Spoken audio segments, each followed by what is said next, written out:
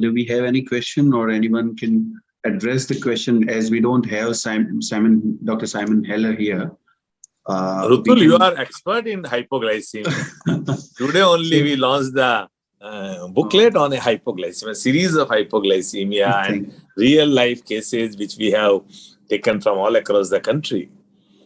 We have with us Raghu also, our eminent physician and diabetologist, English speaking, UK English speaking doctor from Ahmedabad. True. So the next you can take, who is the next speaker, and then at the end we can have. So I'll hand over it to Dr. Raghu Satyanarayan sir for the next session. Thank you, Dr. Bansi, for making me a chair in this session. I would sincerely thank Bansi for all. He's a dear friend of mine, and we have been together at so many national and international conferences. ADA 2019 also, we were together at San Francisco. I'd also like to thank Dr. Rutul Gokalani. And I'm here to introduce Dr. Antonio Ceriello. And he's a professor. Ceriello has published widely in the area of diabetes with over 500 original papers and with an H index of 117. Currently, he is the president of the European Association for the Study of Diabetes Study Group on Diabetes and Cardiovascular Diseases. He also served as a board member of the 2019 European Society of Cardiology Guidelines on Diabetes, Pre-Diabetes and Cardiovascular Diseases, developed in collaboration with the EASD.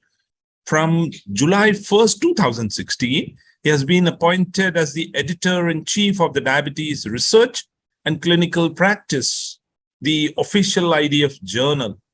Professor Ceriello is the winner of the 2004 Camillo Golgi Prize. Camillo Golgi Prize is awarded at the EASD for extensive contribution for people who have done in the treatment and prevention of the complications of diabetes. So it's a prestigious prize. He has got this prize in 2004. And of the 2017 Helmut Mehernet Award during the IDF 2017 meeting. And he's going to speak on management of hyperglycemia today, old and new approaches. So actually, diabetes management has changed drastically over the past decade. Earlier, it used to be an A1C-centric approach, but now it is no longer so. So our focus is on prevention of complications of diabetes, particularly the diabetic kidney disease, the cardiovascular complications of diabetes. Over to Dr. Antonio Ceriello, please.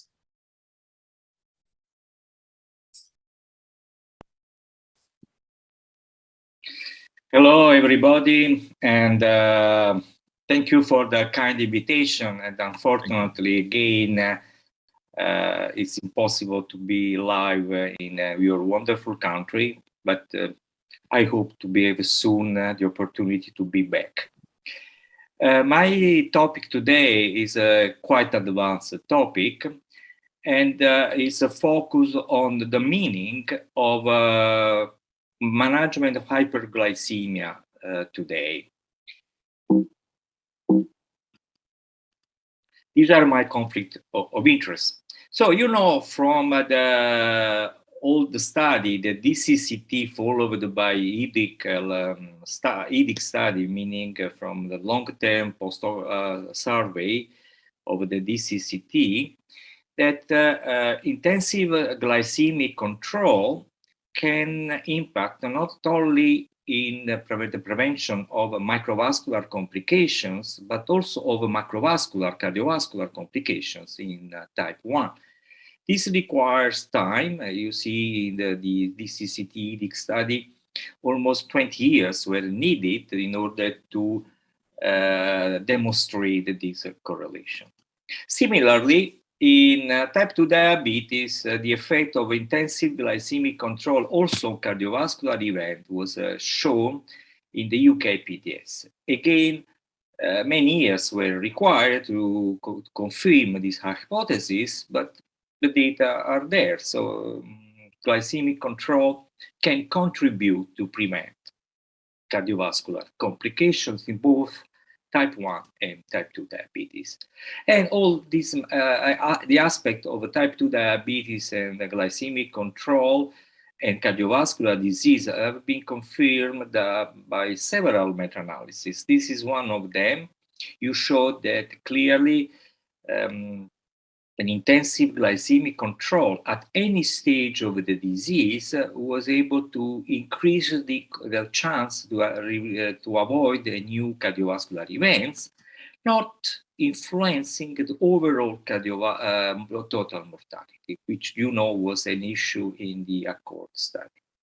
So at the end of the day, all these studies were focused on A1C as gold standard in order to evaluate the glycemic control. And clearly, you know that there is, has been reported, a very good correlation between fasting plasma glucose and the level of A1C in type 2 diabetes. So, if A1C represents the overall glycemic control and is a very good standard to assess the glycemic control over time, if somebody, particularly with the type 1 diabetes, why type 1? Because type 1 diabetes usually is not accompanied by other comorbidities like, for example, obesity, hypertension, dyslipidemia, particularly these people are generally young. You know, if A1C is enough, if somebody with type 1 diabetes has a good A1C control over the lifetime, the risk of complications, particularly of cardiovascular complications, should be zero related to glycemic control. But this is not the case. The Swedish Diabetes Registry, which is one of the best registries in the world, including almost all the population of Sweden, reported some years ago that even in people with type 1 diabetes, having an A1C level of 6.9 all over during their life, even these people, the risk for death or for cardiovascular complication was twice as high as the risk for matched controls. So meaning that there is something else which is not fully explained by A1C. You know that one of the first new aspect of glycemia was the postprandial hyperglycemia. Several studies reported that after the meal, what happens in postprandial state is very different in people, in normal people and people with diabetes. And usually you have a peak of hyperglycemia after the meal. And the IDF 2018 and then in 2011 updated guidelines on the specific topic of managing postprandial hyperglycemia to avoid complications and to improve the overall glycemic control. And the most important recommendation, a very high level, 1+, was that targeting both postprandial plasma glucose and fasting plasma glucose is an important strategy for achieving optimal glycemic control. And there is no doubt about this today. However, usually in clinical practice, we test postprandial hyperglycemia after 2 hours after the start of the meal. Why? There is evidence that probably what happens after 1 hour could be even more relevant than what happens after 2 hours. Why? The most easy explanation is that after 1 hour, usually or after a meal or during an OGTT, the level of hyperglycemia is higher than that at 2 hours. And being higher the level of glycemia, clearly you have more damage related to hyperglycemia. And so the concept is that at the peak level of hyperglycemia, which usually is seen after 1 hour after the meal, is the most dangerous situation. But the paradox is that while in clinical practice, usually postprandial hyperglycemia is checked after 2 hours, in the guidelines, you already find the recommendation to measure postprandial hyperglycemia between an hour and an hour and a half. It is included in all the guidelines, so meaning the ADA, the guidelines, AAC, or even, of course, the IDF guidelines. So something which seems to be new, but is not already new, because already recommended in the most relevant international guidelines. Another aspect of glycemia is what happens during the day in terms of fluctuation of glycemia. This is an old all our personal data showing that in 9 people with type 1 diabetes, in the apparent good glycemic control, the mean A1C of 6.7%, when you have when you make a CGM, the situation is not good. You see how widely is going up and down the glycemia.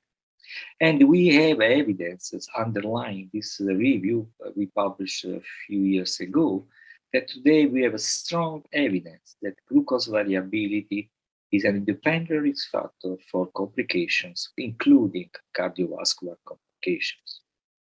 The first evidence was coming from Verona. This is a study, the first study showing that the variability in 10 years of fasting plasma glucose was accompanied by a high risk of cardiovascular mortality in type 2 diabetes.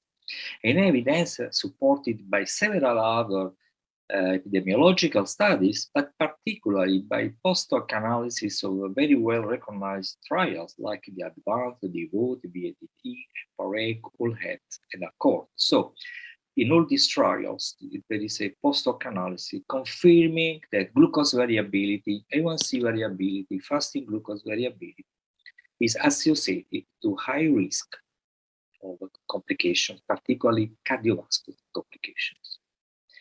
And we recently confirmed, using the Swedish diabetes registry, that glucose variability in terms of A1C variability is associated with almost all kinds of cardiovascular complications. But the most intriguing evidence was to find out that this is particularly true for people in good glycemic control. It seems a paradox. People showing an A1C at target, having higher level of glucose variability, they are more exposed to the risk of cardiovascular complications than people in worse glycemic control. This must be taken into account, of course, considering that when we see just an A1C at target, we could be, let's say, reassured about the risk. But this is not true. On the contrary, in these people, the risk for complication is higher than in people in worse glycemic control, at least for what is related to glucose variability. And we have some measures in order to understand where we are in terms of glucose variability. This consensus published 5 years ago, you see that the coefficient of variation of 33-36% is considered a good coefficient of variation in terms that is acceptable. Higher is not acceptable. What we are still missing is a coefficient of variation for long-term variability, meaning in terms of A1C variability over time.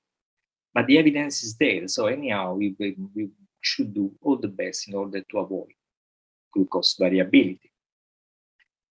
But also is emerging another important target for glycemic control, the time in range. I think the concept is quite immediate.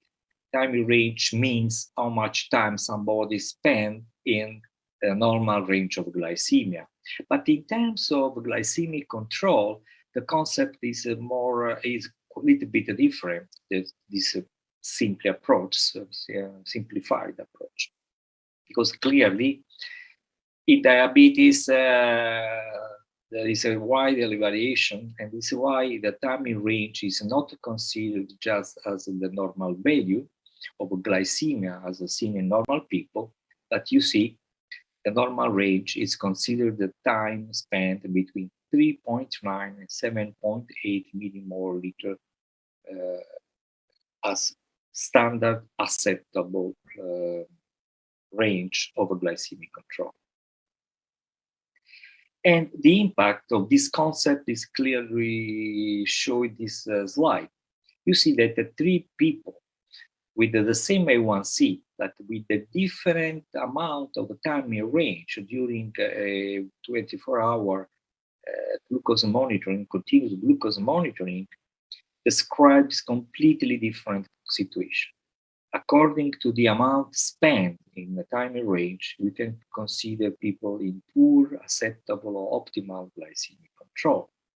Another aspect is that using just SMBG cannot be enough to catch all the aspects of glycemia over the day, while you see that in the same patient, according to the CGM, you see some aspect which you do not catch if you just use SMBG.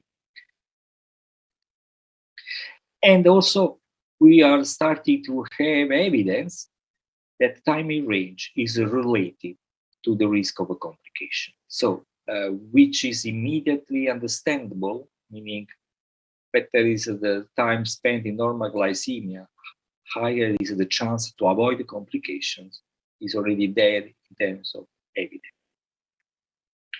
But when we speak about glucose variability, we do not speak only about peaks of glycemia, but also in terms of nadir, meaning the risk of hypoglycemia. And it's really worth of interest to underline that high glucose variability is linked to high risk of hypoglycemia. And we know very well that hypoglycemia is strongly related to increasing risk for complications, particularly for cardiovascular complications. Probably what is less recognized is that hypoglycemia is also a pro-atherosclerotic factor. So anytime there is a hypoglycemic episode, all the pathways activated by hyperglycemia, the same pathways are activated, so leading to higher risk for atherosclerosis and occurs for cardiovascular complications. So hypoglycemia must be avoided. But this seems not enough, because when you have hypoglycemia, usually what is the effort is to increase glycemia as soon as possible. But it seems that this approach is not the best. In this in vitro study performed in cells, but also in animals, you see that when the neurons as cells or in animals, hypoglycemia was induced. And then the hypoglycemia was recovered by hyperglycemia or by normoglycemia. The recovery with the hyperglycemia was accompanied by an increase of oxidative stress generation. It seems that a phenomenon like ischemia reperfusion happens, and free radicals and oxidative stress are generated, and we know that oxidative stress is very important for the pathogenesis of diabetic complications. But this, unfortunately, is not true only for cells and animals, but also for human beings. You see here that in this study, induced hypoglycemia was induced by the appearance of endothelial dysfunction, oxidative stress and inflammation. And when this hypoglycemia was recovered producing hyperglycemia, the situation was worsened, meaning that even recovering the hypoglycemia, the effect on the cardiovascular risk was increased when we produce a hyperglycemia post. In terms of a mechanism, already I anticipated that oxidative stress is the key player. and is very well recognized, accepted, that the hyperglycemia produces at the mitochondrial level an overgeneration of free radicals, superoxide anion particularly, which activates several pathways leading to the risk of complications. But what is worth mentioning is that the same pathways are activated by all the different kind of hyperglycemia or hypoglycemia or post-hypoglycemia effect I have described. There is evidence coming from in vitro and in human studies that the same pathways activated by hyperglycemia are also activated in all these situations. So this is really can contribute to explain why all these aspects of hyperglycemia or hypoglycemia are related to increase the risk for complications. Over here, we have an important change in the concept of managing glycemic diabetes. You see here, that for a very long time, the A1C was just the best and the only good standard gold marker we had to assess the level of glycemic control. But in time, you see that all these new aspects were emerging, and so contributing to, in one side, to complicate the story, but in other side, to give more explanation for what should be the best approach for the management of hyperglycemia today in people with diabetes. And the perfect management of hyperglycemia today, according to this picture published in Diabetes Care just a couple of years ago, you see here that the perfect management using the drawing of Leonardo da Vinci, which is the expression of perfection in terms of measures, you see that it's important not only the control of A1C and fasting glucose, but also the timing range, the short and long-term glucose variability, 1 hour and 2 hour PPG, hypoglycemia, and how you recover from hypoglycemia. It's a very complex, I understand, approach, particularly from a clinical point of view. But we have a lot of new tools to fight against this complex situation. We have new drugs, particularly, fast-acting insulin, GLP-1, SGLT2 are very effective in controlling this new aspect of hyperglycemia. But also there are important technical new tools which can also improve the control of the complexity of hyperglycemia today. So, in conclusion, I see that we have this is a well-known ESD algorithm for the management of diabetes, which suggests that according to the presence of cardiovascular complication, kidney disease, or heart failure, we can choose the best option for the treatment.